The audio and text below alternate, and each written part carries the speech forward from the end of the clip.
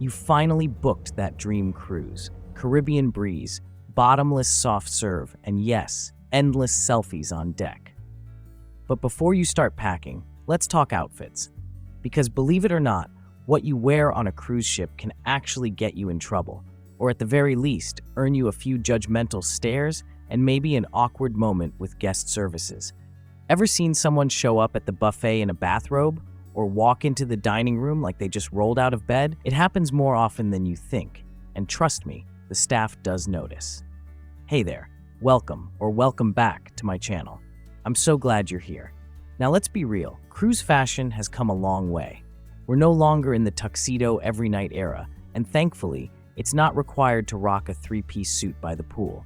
These days, most cruise lines are way more relaxed, but that doesn't mean you can just wear whatever, whenever. In this video, we're diving into the real dress codes that cruise lines still enforce, the unspoken etiquette that seasoned cruisers follow without thinking, and the surprisingly common fashion slip-ups that could make your trip a little less magical. And just before we get into it, two quick things. First, I'm not the fashion police. If pineapple print is your thing, go for it.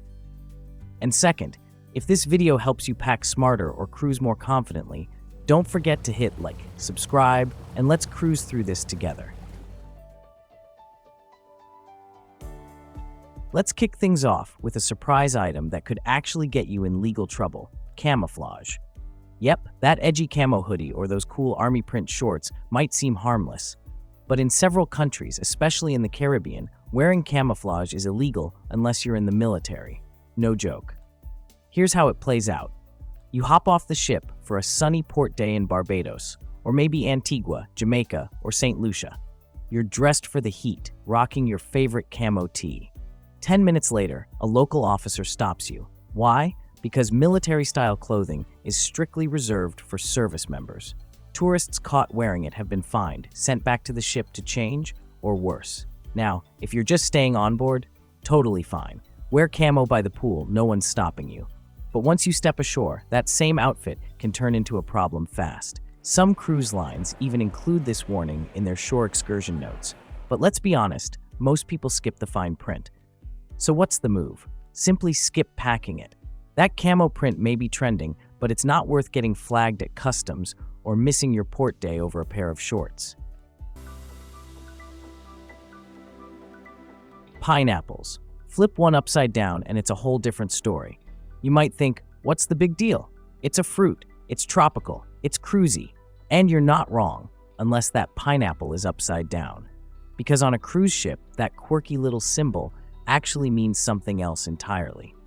An upside-down pineapple has become an unofficial signal in the swinger community.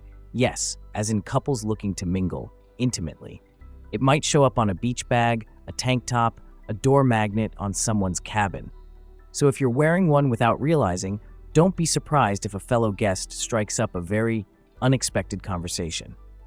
That said, don't panic. Not every upside-down pineapple is an invitation. Context and placement matter. A casual pineapple print on a swimsuit or a cocktail napkin, totally harmless. But if it's front and center, flipped upside down, and maybe paired with a few winks and nods, yeah, it might be sending a message. Cruise forums like Cruise Critic are filled with funny, awkward, and sometimes wild stories about accidental pineapple confusion. So if you're not part of that scene and don't want to be mistaken for someone who is, maybe stick to flamingos or palm trees instead. Let your outfit say, "I'm here to relax," not "I'm here to network." Bikinis are a cruise staple. And let's be real, when you're lounging by the pool or soaking in the hot tub, there's no better uniform.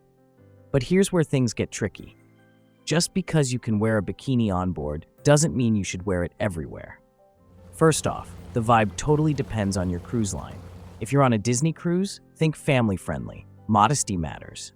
That thong bikini might raise a few eyebrows, and maybe a few complaints.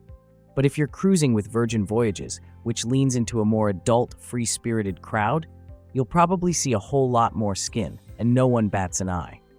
Some cruise lines, like Virgin, are more relaxed about swimwear in informal spaces, while others, like Disney or Royal Caribbean, tend to expect more coverage in shared indoor areas. Still, even on the most flexible ships, there's a line. See-through swimwear, super skimpy thongs, not really the move, especially when they're wet and leave little to the imagination.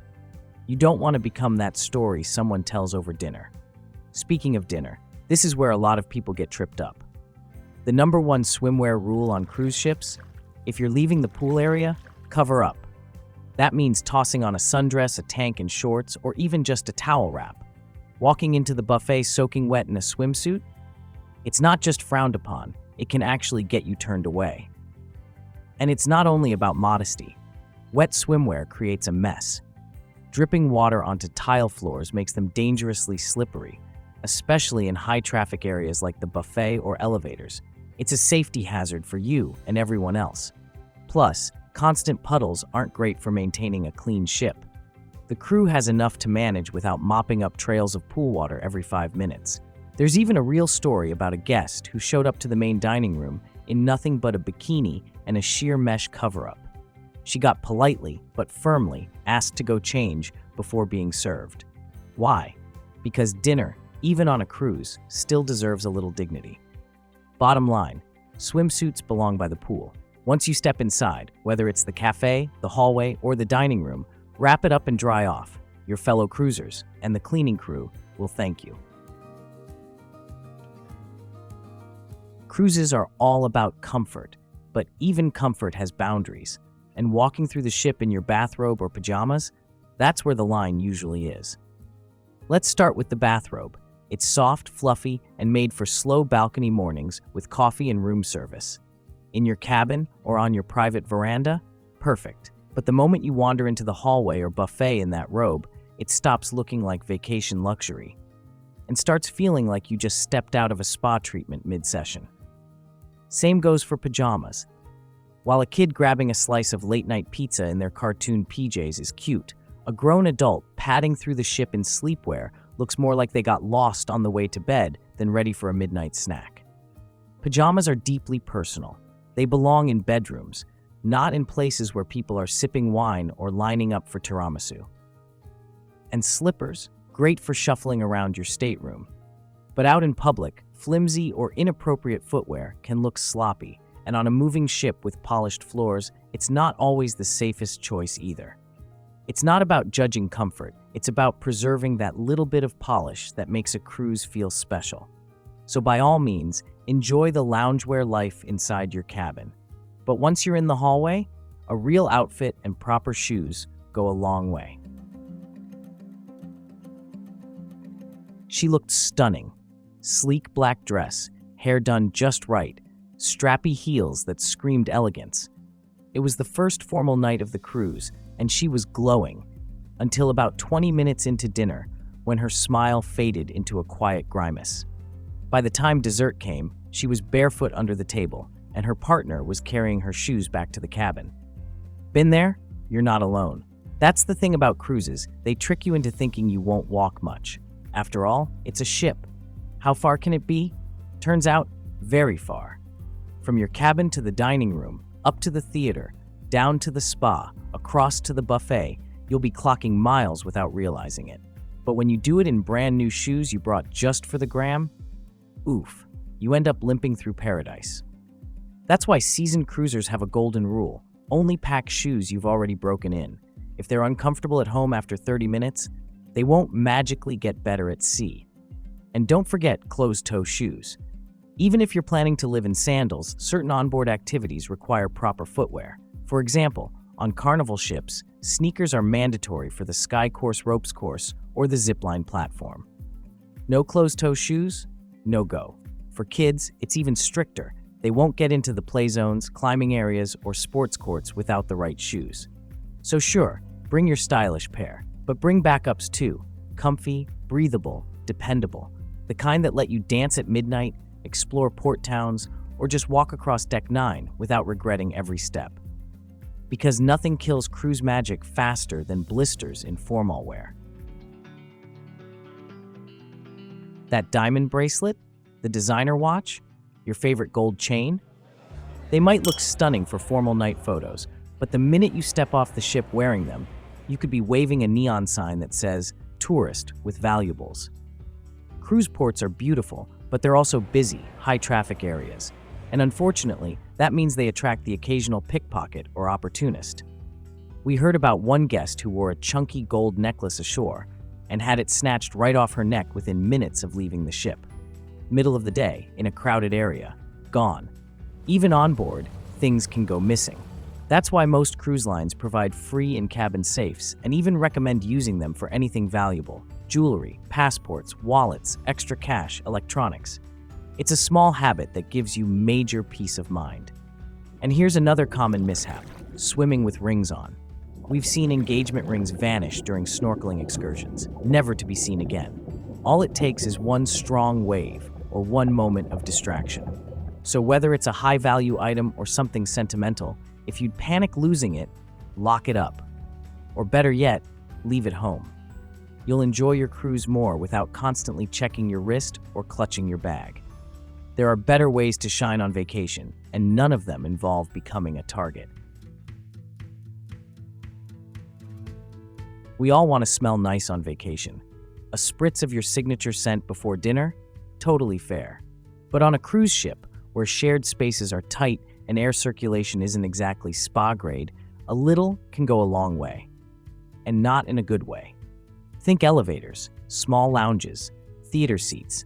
Those are the places where your favorite floral blend or spicy cologne doesn't just announce itself, it lingers. While cruise ships generally have good ventilation systems, strong scents can still hang in the air longer than expected, especially in confined spaces where airflow is limited, like elevators or indoor dining rooms. And not everyone's a fan. Some guests have allergies or sensitivities to strong scents. For them, that cloud of perfume isn't just annoying, it's a headache waiting to happen. Or worse, a trip back to their cabin feeling nauseous before the appetizer hits the table. We even heard about a guest who got gently asked to switch seats at dinner because her perfume was so overpowering, it was bothering guests 2 tables away. Not exactly the vibe you want while sipping wine under chandelier lighting. So here's the fix. Go light. 1 dab, 1 spritz, max. Or better yet, swap your perfume for a subtle body mist or an unscented lotion that keeps you fresh without overwhelming the room. Because the only trail you should leave behind on a cruise ship is footprints on the pool deck, not a cloud of OD overkill. Here's a classic cruise question. Can I wear shorts to dinner? And the answer? Well, it depends. Most cruise lines have relaxed their dress codes over the years. You can rock shorts at the buffet all day long. But once the sun sets and you're heading into the main dining room, the rules shift. For men, shorts are often a no-go in formal dining rooms, especially on cruise lines like Princess, Celebrity, or Holland America. You might even get politely turned away if you show up in cargo shorts and flip-flops. Women usually get a little more leeway. Stylish, dressy shorts or nice capris might slide under the radar. But if you're aiming for that smart casual vibe, a sundress or jumpsuit always hits the mark. And what about jeans? Good news, dark wash, clean, non-ripped jeans are almost always allowed, even in fancier venues. What used to be a fashion faux pas is now a cruise night staple. Just don't show up in baggy frayed denim with holes the size of a dessert plate and you'll be fine. Want to be sure? Most ships post dress expectations in the daily schedule or on the cruise app, so check before dinner to avoid surprises. What really matters is, you don't need to go full tux or ballroom gown unless it's formal night and you want to, but dressing with a little effort shows you're embracing the moment. Because eating lobster in gym shorts kinda kills the magic. Let's talk accessories, specifically the ones on your head and feet. Because while that baseball cap and those trusty flip-flops might be your go-to travel buddies, they don't always get a warm welcome in the cruise dining room. Most cruise lines still stick to an old-school rule: no hats at dinner, especially baseball caps. It's not about fashion, it's about tradition. You'll often see this rule posted near the main dining room entrance and occasionally enforced. If you forget and stroll in with your cap on, don't be surprised if a server gently asks you to remove it. Now, of course, there are exceptions. Some guests wear hats for medical or religious reasons, and staff always respect that. But if it's just your signature look, maybe let it rest during dinner.